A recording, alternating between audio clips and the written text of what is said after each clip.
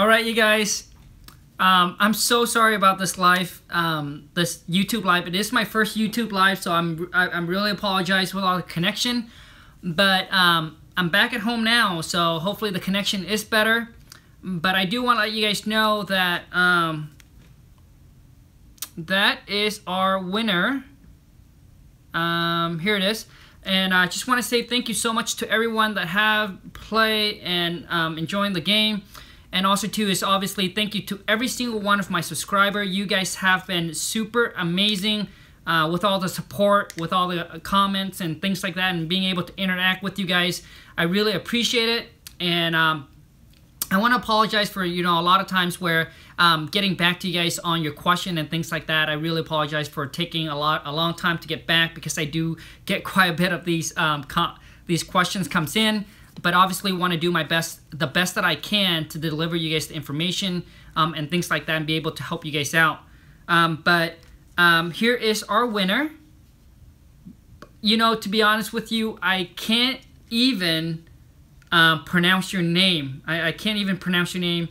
I'm not a good reader, but I can't even pronounce your name. So I'm not going to even try. But that is, you're the lucky winner. Please drop me a comment. Give us your email address, so that way we can come in contact with you to get your address, your mailing address, so I can overnight this gift card to you, so you can spend it on Black Friday. But once again, that's the lucky winner. And you guys, it's really not about the it's really not about the money. Just really appreciate you guys just joining and playing along on the game. It's just a way of me sharing back and giving back to you guys, and it's just a little fun game to get us kind of interact with each other and things like that. And it's just something fun for the holidays. So anyways, you guys, if you guys are tuning in, drop me a comment, let me know where you're at. Just want to give you guys a shout out. If you guys have any question, ask me the questions about real estate. Anything about real estate, wholesaling houses, ask me. Earlier I upload a video and I was sharing with you guys one of the deal. Hey, I'm grateful, but hey, thank you so much. You're the lucky winner. So hey, yeah, drop us a comment, let us know, give us your email address, and we'll contact you to get your mailing address, so we can get that gift card sent out to you. I'll overnight it to you so you can get it by the next day. But you guys have any question, ask me. This is the first YouTube live, so I'm excited. It seems like a lot of fun. But earlier I was sharing you guys with the deal that I just got under contract. Perfect, got your email. So earlier I just shared with you guys on a deal that we got. It came from one of our white letters. And what I mean by white letter is, oh, I'm sorry, is that like this. It came from a computer paper, and then we just have someone handwritten the seller address here. And we just sent it out to them, and she called us. It actually took us a couple months. We did a lot of follow up with her. The first time she calls in, she wasn't ready. She was kind of suspicious and didn't know if she wants to go this route or list the property. She has listed the property in the past, and it didn't turn out so well. So she wants to go a different route, but wasn't sure that our company is the one that she wants to go with. So she contacted us on the first phone call. We gathered all the information on her property. So we got one of the girls to kind of go through, gather all the information on her property, why she's selling it, etc., etc., etc. And then it got transferred over to me. I make the initial phone call back with her to make her the offer on her property. She kind of think that her property's worth this much, and our offer price was way far apart. I think she wanted like $400 for it, and we came in at $300, and then I kind of told her why our offer was at $300, and then anyways, so she wants some time to kind of think about it, and so she didn't call us back the day. So the day that she initially agreed to call back was the next day at 10:30. I chatted with her, and she was still not really comfortable with moving forward, because she's in her 60s, and she's like, this is the only thing that she got left. So she wants to make sure that she goes with the right company, making sure that everything that we talked about and agreed upon is being executed just like that because she wants her property sold. And she understands she's okay with selling at a discount because of all the realtor, the closing costs that we have to take care of that she's going to save. But she just want to make sure that everything that agreed upon is executed exactly like it is. So anyways, so she thinks about it. I think she calls us back within the next 2 or 3 days or so. Then I chat with her, then kind of let her know. She kind of, you know, go through our website, check this out, and etc. I told her to call the title company to verify that we have worked with them, etc. But yeah, we came in contact, got her, email her the contract. She printed out, signed it, sent it back to us, and we set the closing date out to as far as we can with her, which is January 15th or sooner. So now our whole thing is we're going to send this deal out to our cash buyer. We actually have a couple of cash buyer already. We told them to go ahead and do a drive-by on this property. This deal here, it's built in, the house is built in 1992. There's some pictures online that we checked out. It doesn't seem like it needs a whole lot of work. It just needs some updating. So we sent it out. So we estimate the repair cost is going to be about $25,000. And we already got some interested buyer already. We told them to do their drive-by. Once they're satisfied, then we set up the walkthrough inspection for them to go in and view the property. And then after that, they should give us an answer. Like I shared with you guys in my other video, we tell them it's a one-time walkthrough inspection. We have buyers that comes up and say, hey, Con, could we tie this property up? Could we lock this property up with you? Okay, so let me share with you kind of where we're at with price on the whole deal. So we got it tied up for $310. We're sending out to our buyer for $350. We're probably gonna, so it's a $40,000 spread. We're probably gonna end up doing a double closing. So when we agree with the seller that when we tie this property up under contract, we agree that we're gonna pay for all her closing costs except for her excise tax, because that's typically the one that costs the most is the excise tax. So she's agreed to take care of her excise tax. We pay for all her closing costs. So you guys just need to put that in your agreement, you know, in your purchase and sell agreement, in the addendum. Just put that in, you know, seller responsible for all the excise tax, buyer pay for all the other closing costs. And so that does not mean any liens. Since we're gonna go live, it's so good that you guys. So for me, you guys, I'm better at explaining things and can talk to you guys better than writing. I'm not very good at putting what I want to say into Word. Obviously, I am not highly educated, a high school dropout. You know, came over here with no English. Even when I was back in Vietnam, I didn't have any kind of formal education or anything like that. So I don't know how to read or write in my own language. I just know how to speak. So when I came over here, I got to start all over. So the whole writing thing and trying to put what I want to say into Word, a lot of time it doesn't come out. It doesn't come out as like I want it to. So I think the live call is really good. If you guys have any question about real estate wholesaling, please ask me, and I'll do my best to get you guys the right answer. Okay. So okay, cool. Where am I at? Okay, so basically what it is that so now we got it all tied up. We're gonna send it out. We tell our buyers it's a one-time walkthrough kind of deal. We get buyers that, you know, contact us back and say, hey, Kong, could we lock this property up under contract with you, and then being contingent upon inspection? That's a no-no. As a wholesaler, we don't do that.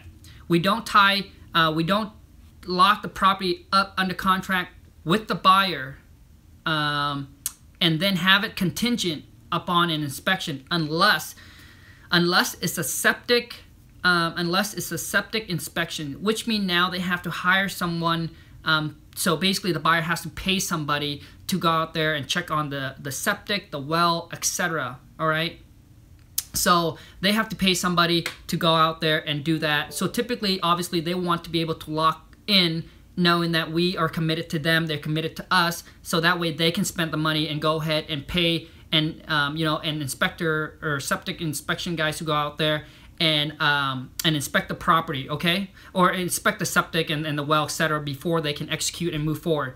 But besides that, we don't have them contingent on any kind of inspection because we told them that, hey, what is the ARV for this property? Okay, so the ARV for this property is probably $475. So the ARV for this property is 475. When we initially talked with the seller, she thinks it's worth about 500. But we did our comps already. We checked with one of our realtor that kind of that helps us out checking comps so we check our comps and then we send out to the realtor, verify, making sure that we're not too far apart in numbers, just to get a confirmation from him.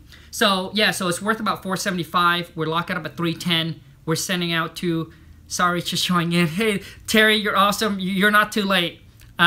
So anyways, we got it locked up at 310. We're sending out to our buyers at 350. We told our buyers that our buyers is going to pay for all the closing costs. So our buyers is going to pay for all the closing costs. That's going to including the excise tax, the transfer tax, the tax, everything that's going to cost us to sell this property. The buyer's going to pay for it. And obviously, you guys, closing costs does not include any liens. So if there's any liens, any liens on the property, is supposed to be taken care of by the seller at closing or before closing. When I mean at closing, is at that time, whatever net to them, whatever the proceed is, it's going to be taken out of their proceed to take care of any liens, utilities, property tax, any debt that they have on there, okay? So when you agree to pay for all the closing costs, don't worry about, oh yeah, well, what if they have liens? Don't worry, that's going to be taken care of, and that's going to be taken care of by them.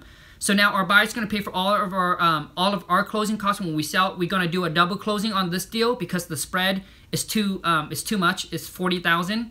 And we feel like we're going to do a double closing on it, so that way the buyers doesn't come back and try to renegotiate, etc., etc. Yeah, I know. Wow, it's working. I know. I've been trying it in the car, and I say, you know, it's not going to work. I'll just wait until I go home and do a live with you guys. But thank you you guys for everyone that have tuned in to watch me a little bit here. So yeah, so basically the buyer's going to pay for everything. So roughly it's going to cost us about $5,000 in closing cost fee. So if we got a buyer at that 350, then we'll probably net about 35 on this deal. So let me get back to the whole inspection with the buyer. So we tell them, hey, you get ready, right? You get ready. You do the drive-by. You work your numbers. Here is the number that we're gonna give you. All right, and obviously. We tell them, hey, get your contractor, get your inspector, get whoever you want to bring with you, but it's a one-time walkthrough / inspection. And the reason why, you guys, because I have issue in the past where, so the thing is, you don't want the buyer to come back into the property any more than one time.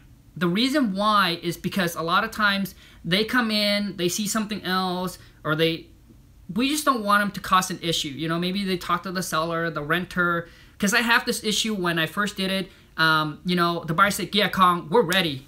I got the money. We're ready. We're rocking and rolling. We're ready to move forward with you. But could I get my contractor to come back the second time to kind of look over the property or to kind of do, you know, getting our repair cost list, etc.? I said, okay, yeah, no problem. We signed the contract, but he hasn't dropped a deposit. I thought it was cool. He seems like he's ready to go. So yeah, we say yeah. Well, he came in and then his contractor saw something else that they didn't see the first time and then came back and then renegotiated on the price. And it's just like, and then he's like, yeah, I don't know, Kong, I'm going to think about it. I don't know if I want it anymore.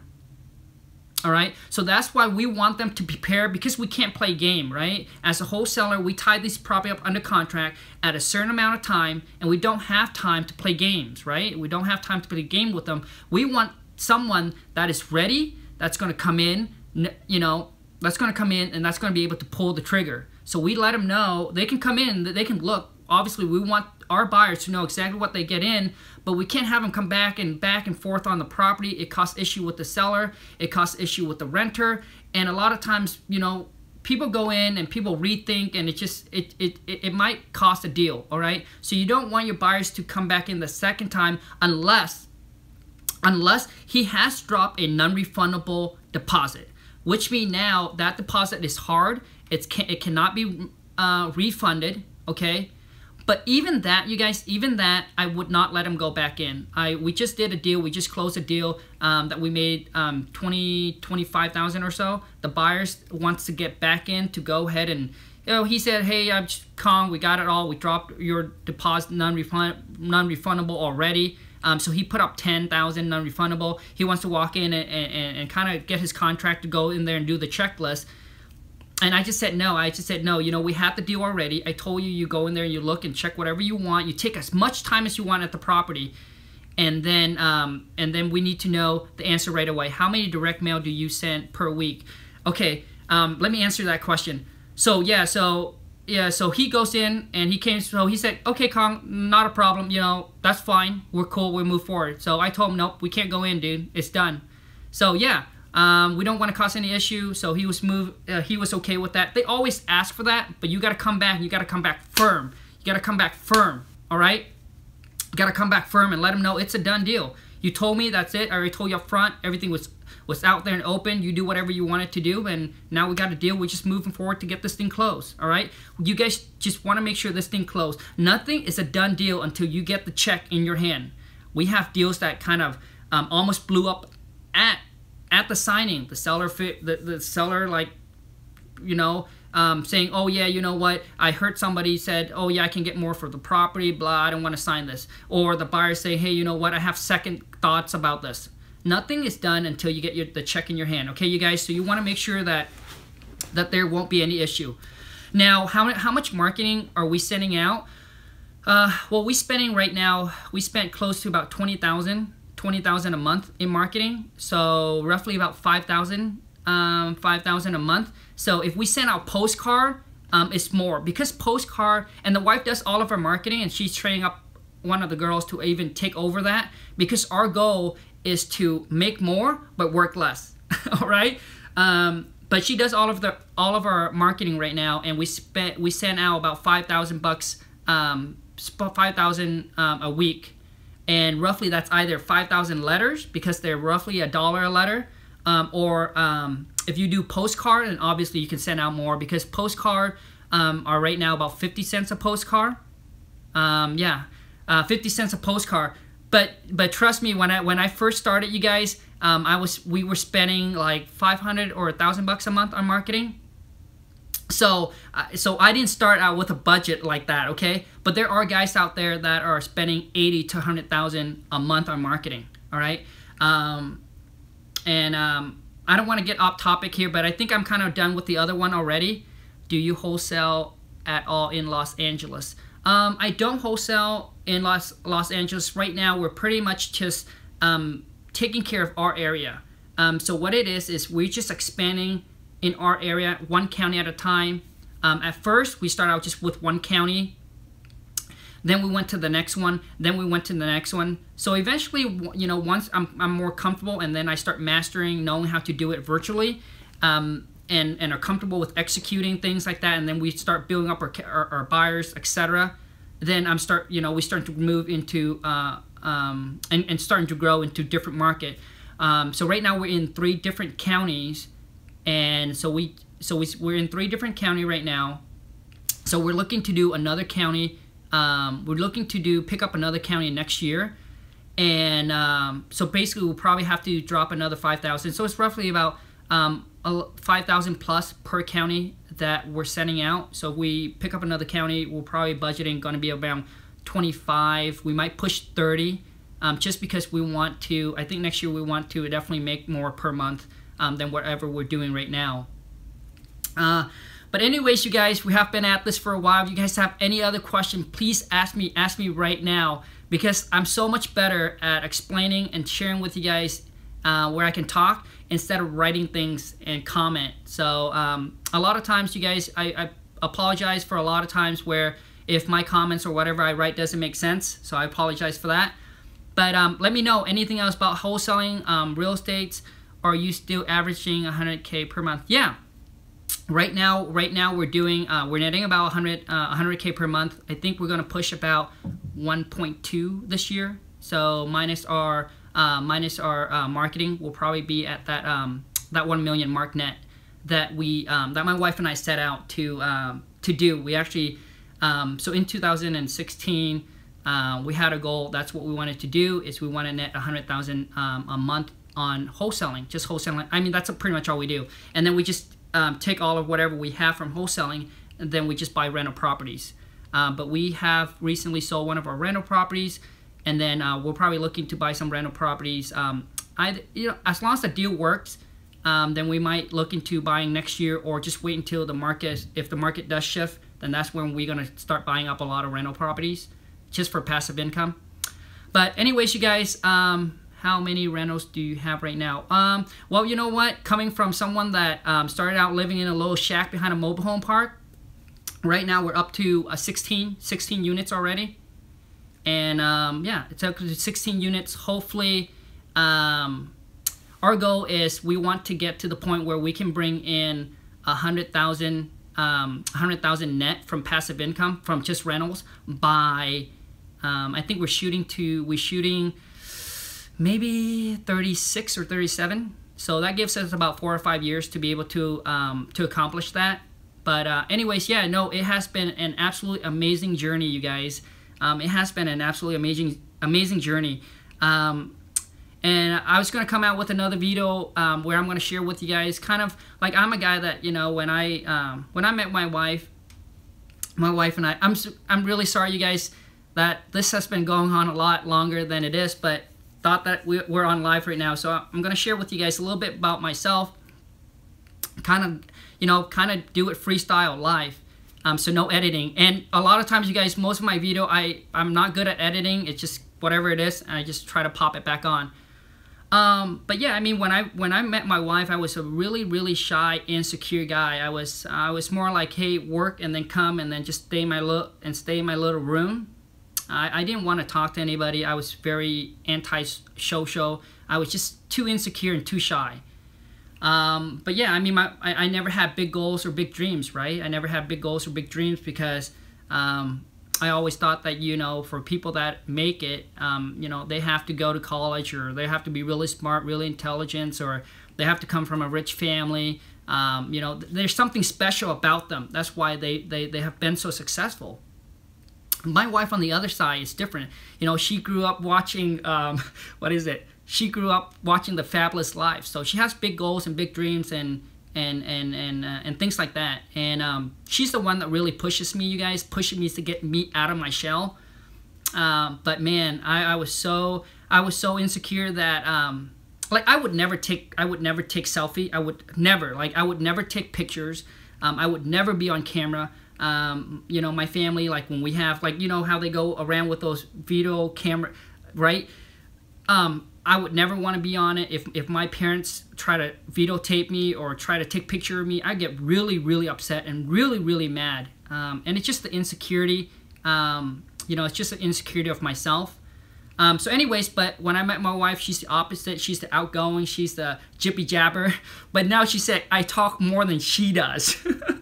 No, she said I talk more than she does. But anyways, you guys, that's just a little bit about myself. And I want to let you guys know this. For everyone, you guys tuning in live right now, I really want you guys to understand this. I want you guys to understand that you can do this. That you can do this. You don't have to be smart. It's not rocket science. You don't have to be smart. You don't have to have a boatload of money in the bank. You don't have to have any kind of real estate experience or construction experience. You don't have to have any of that. And I don't want to get into the whole motivational speaking or anything like that, but I'm just being real with you guys. Is that you don't have to. What you do is that you just need to learn the skill set and apply it, and then just take baby steps, right? And it's all about being persistent and being consistent. Really it is, you guys. My wife and I, if you guys are heard this already, my wife and I, when we first started out in real estate, we know absolutely nothing about real estate. So I was telling you guys, we bought the house that we're in now. And it's actually a pre-bought, right? So we bought it when it's just vacant, when it's just bare land, and the builder's going to build up the house, right? So we deposit, so we prepay it for him, so he knows he got a solid buyers. So he didn't have to worry about put it on the market and things like that. And the guy that the real estate agents was his son, or was his grandson. So we didn't even know that we have to have our buyer's agent. But anyways, we end up paying $5,000 more than the people bought the exact same house, same floor plan next door. All right, same, everything exactly same. And we bought it just a few weeks apart, and we even prepay for it. We got no discount. We got nothing like that. But you know, everything is all good. You know, we're really happy that we got it, because if we didn't, then we probably regret it, because at that time we can't afford it. So the price difference doesn't mean too much. But if you lose something, you lose out on a place where you want to be, and lost on another deal where someone else got it, then it's probably even worse. Because my wife is really picky. She wants to come in, you know, the location and everything like that. She's very picky.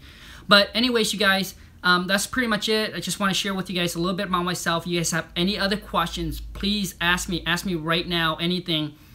And you guys also too is that, and I want to answer some question right now since I'm live here.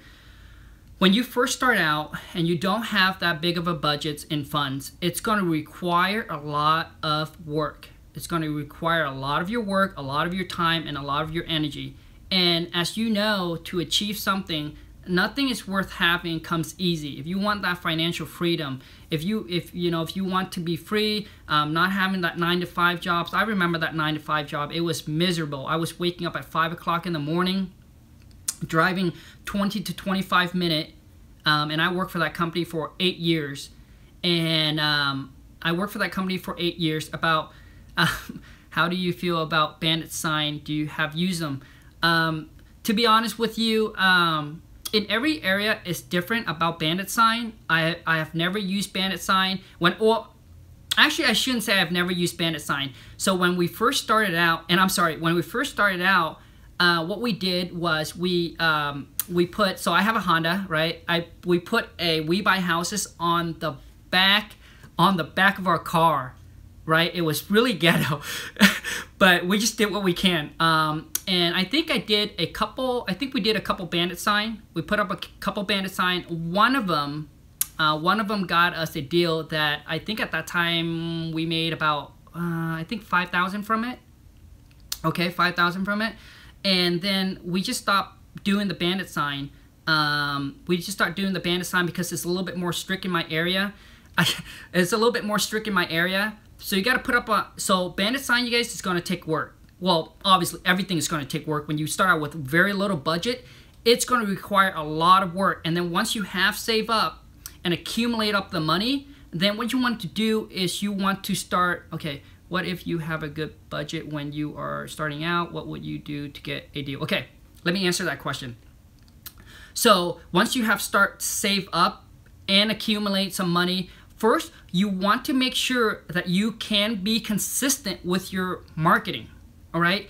When we first start and then we increase our budget to 5,000 a month, right? We would have just start from the first, take all of our money, go into this marketing company. They send it out, and they send it out all at once, right? They send it out all at once, and then I would get a boatload of phone call comes in. I was like, oh my gosh, right? And a lot of them is obviously, oh, I don't want to sell, take me off your list, right? But I would get so many phone call comes in, I couldn't even handle it, and then 2 weeks later, it dies. I got no call. I got no call for like 2 or 3 weeks until my marketing comes out again. And then I say, oh my gosh, this is not it. Hey buddy, what up? But anyway, I think ours the first one that actually that I actually call and chat with actually on the phone. But anyways, but hey, thanks a lot you guys for everyone tuning in.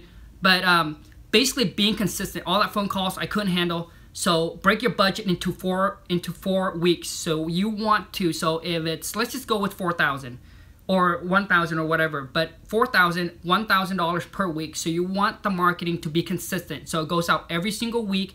It hits this homeowner every single week. Okay, so that way you get more consistent of a phone call. So, you know, maybe you get, you know, 2 or 3 a day, or 4 or 5 or 10 or 15 a week, instead of getting 20 or 30 phone calls all at once where you couldn't even handle it, and then you go and then it stops for the next 2 or 3 weeks.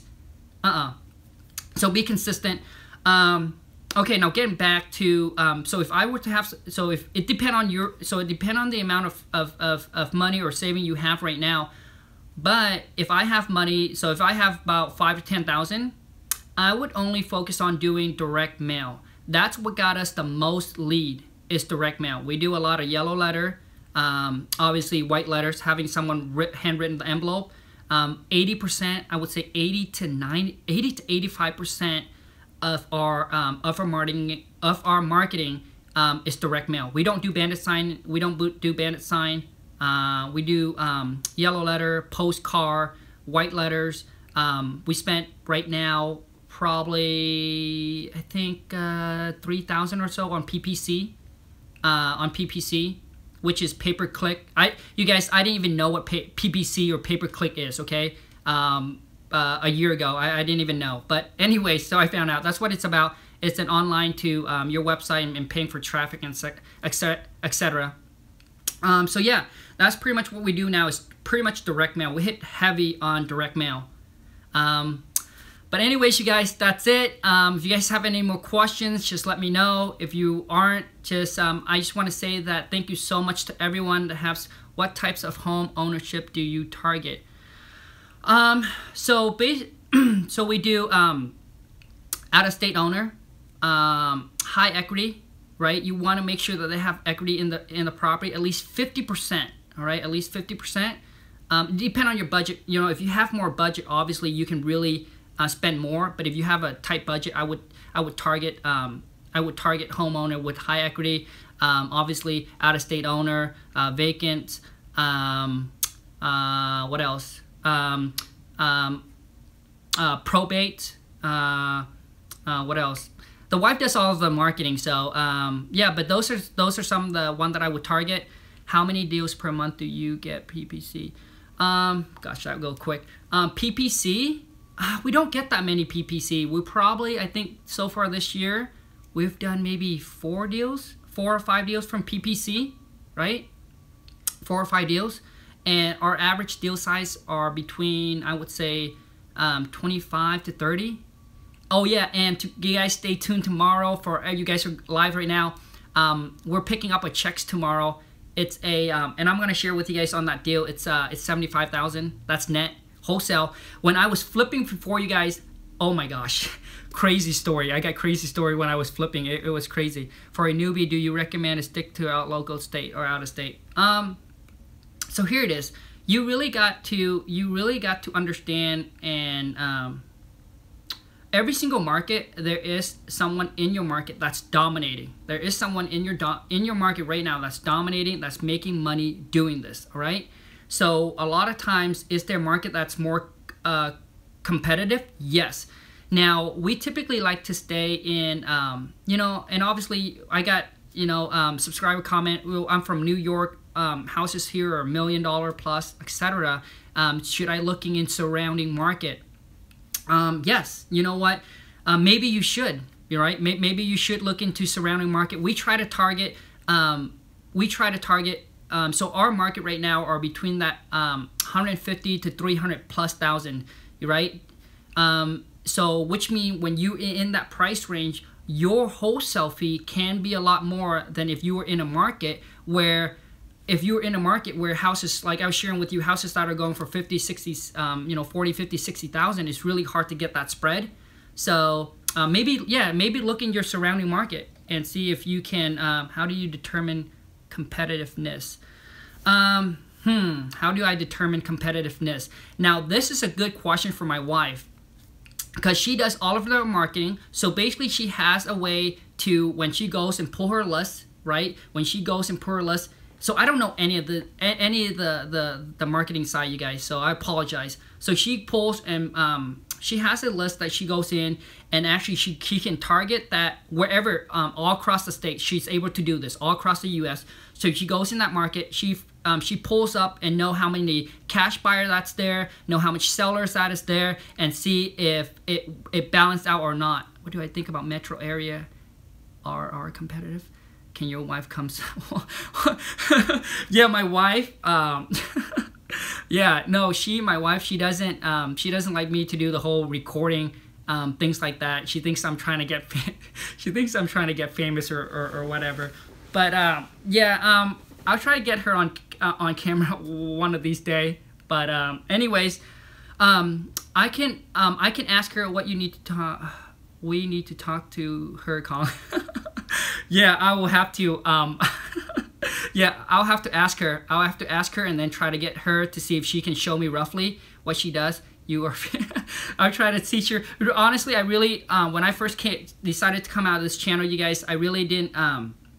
I really just want to give back because I understand where you guys are at right now and the struggles and all the headaches and the hassle trying to learn this business. It's not easy. I know it's not easy. It's rough. My wife and I went for 6 months. We pay $7,000 to go to a seminars.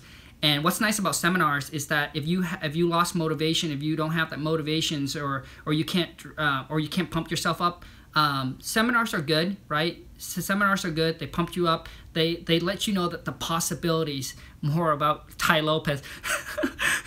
Tai Lopez, yeah, I actually watched his video. He's a very smart guy. But anyways, you guys, I would try to ask the wife. Let's get back to the thing that I would try to ask the wife to kind of see what she does. I know that she probably won't want to be on video, but I'll ask her anyway, right? If you don't ask, the answer is always no. So you got to ask. I'll ask her. And if she doesn't, I'll have her kind of show me roughly what she does, because I kind of know the basic, but I don't want to just know the basic and tell you guys. I want to know exactly what she does so I can share that with you guys so you guys can do it. But if you're in a market where, okay, like Seattle, okay, we live about an hour and 30 minutes away from Seattle. I don't want to get into the Seattle market. If we want to go in there and make a dent in Seattle market, but a lot of time in Seattle market, house price are much more higher, much more pricier, which mean your assignment fee can be a lot bigger, right? I mean, in Seattle, there's people that wholesale just one deals that they make 6-figure, you know, they make 100,000, 150,000, 200, 300, 400, 500. The sky is the limit, right? But the Seattle market, for us to actually go in there and make a dent, because we have sent out some marketing in Seattle area already, and you won't believe it. These sellers say, Kong. These sellers, Kong, they're like, Kong, you know how many of these letters or postcard I get from people like you? I said, how many? She said, every single day, there's 5 or 6 of these in my mailbox. Stop calling me. Right? So basically, it's very competitive. So for us to be able to go into the Seattle market and to put our name out there and to get deals, but I know that if you do get a deal under contract, it's going to be a really, really good deal, right? You can make 70, 80, over $100,000 on one wholesale deal, right? Just because of the spread, and Seattle market right now is super hot, like on fire. So for us, we'll probably have, just that market, we'll probably have to drop at least, I would say, $20,000 a month in marketing, just to get a deal or two, right? But that is not, obviously not a guarantee, right? Because obviously we haven't really tested out being consistent enough to know how really competitive it is, and if we put out that 20 to 25,000 per month, could we get that return? Are you targeting smaller towns / city? Yeah, I mean, are you in Washington? Yep, we're in Washington State. I mean, go into an area where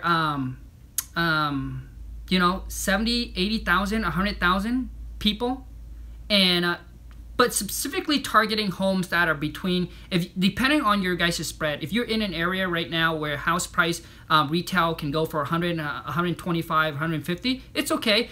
I think you can still, you know, being able to wholesale and make $10,000, $20,000 spread, you should, right? It's all about being able to tie that property under contract at a very good discount price, and being able to assign it out to another buyer. Now the thing is, you guys, so the rules when you tie a property up in a contract at a discounted price, the rule is that you got to go with the 70%, right? So typically that's what they said, ARV minus or times 70% minus repair minus whatever your fee is. Okay, so if you can get it under 70% discount, or I mean 30% discount, which is the ARV minus 70 or times 70%. If you can get under 30% discount, okay, minus the repair, you're able to go out there. Here we go. I'm not sure, but anyways, so if you're able to get it under 30% off, you should be able to find a buyer for it, because most investors. Okay, most savvy investor, the 30% minus repair, minus whatever your fee is, there should be people buying it. But to get a larger profit on your assignment fee, we don't target the savvy investor anymore. Those ones that say, hey Kong, I flip houses for a living, I do it all the time, you know, here's my criteria. No, we don't. So what it is, unless you really have to, unless you don't have any other buyer except for that savvy investor, that know-how, that come in and buy for that low, typically for us, do you have to wait until closing to get your assignment fee?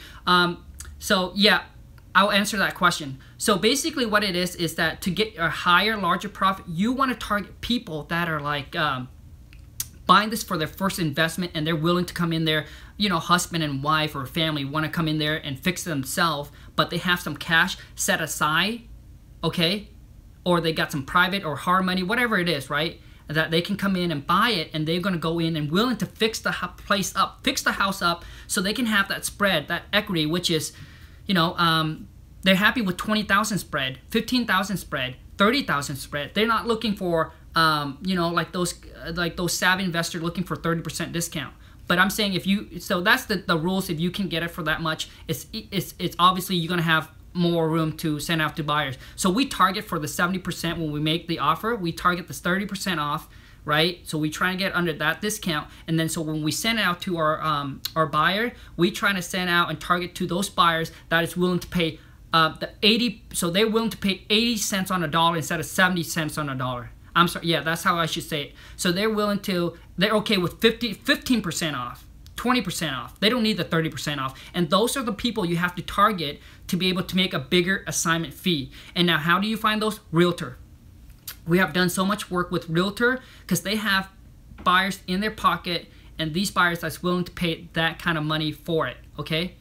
But yeah, oh gosh, what was your, okay, your question was assignment fee. Do we wait? So this is how I do it. Typically, if my assignment fee is like 20,000 or less, I tell the buyer they need to drop the whole assignment fee, non-refundable, in the title company.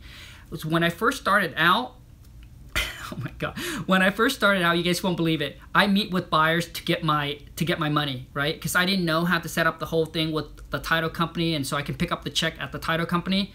I had to trust them after closing to cut me a check. It's not good. It's not good. So what it is, well, you know, maybe you say, oh, I got a buyer that I can trust, I would do this. If that's what you want to do, that's not a problem. But if you want to be if you want this to be more a business, because you have to be able to set it up right with your title company, okay? So you don't, because you don't want to once that close, you don't want to chase your buyers down and things like that. I had to do that. It was not good, okay? So if it's $20,000 or less, we tell our buyers, hey, you know what, you have to drop off, here's the non-refundable, drop the whole thing off. And if the buyers, if the buyer's legit, you guys, they will do it. But if you are concerned, oh gosh, so title company holds both checks, escrow, assignment fee, and only release at, yep. So basically what it is once you drop that off, once you, so they go ahead and they make their non-refundable, okay? So once they make their non-refundable, it's non-refundable. So if they back out of the deal, they lose that money. So if the deal fall apart, they drop off the non-refundable. Title company will issue a check, and then so let's just say if the assignment fee is large, you guys can, let's just say if it's 20,000, you can tell your buyer drop off 5 or 10,000. It's okay. Drop off 5,000 or 10,000 non-refundable, okay, and then they can pay the rest at closing, which means they don't pay the rest, the title company, so they will bring in the whole amount of money to pay off that property, and then whatever your assignment fee is, the title company will cut you a check. So once that's everyone signed, it closed and recorded, title company will call you up and say, Kong, check is ready, let's go pick it up. All right, so I don't do wires. I love picking up checks. I mean, that's the fun of it. And then after that, I go and call the seller and the buyers to meet them up and actually meet them for the first time to get them the gift for the closing. But anyways, you guys, okay, there it is. Yes, for the assignment fee, you will pick it up at closing once it's closed and recorded. Do you know anything about, I don't know anything about Colorado. That's why I don't go every day. Yeah, we actually just picked up a check the other day for $10,000. I was going to share it with you guys. But anyways, you guys, that's it. We're done. Thank you so much to everyone that has tuned in and have subscribed to my channel. You guys don't know how much I appreciate you guys so much. Because you guys are the one that pushes me to come out with this video and pushes me to keep going. And it's, I got to do what I preach, right? Consistent and persistent. I'm trying to pump out more video. But there you go. Hey, congrats. Congrats. Thanks a lot, you guys. Take care. Have a wonderful, what is today? Oh, Tuesday. Have a wonderful Tuesday. Take care, you guys. Bye. I don't know how to shut it off. And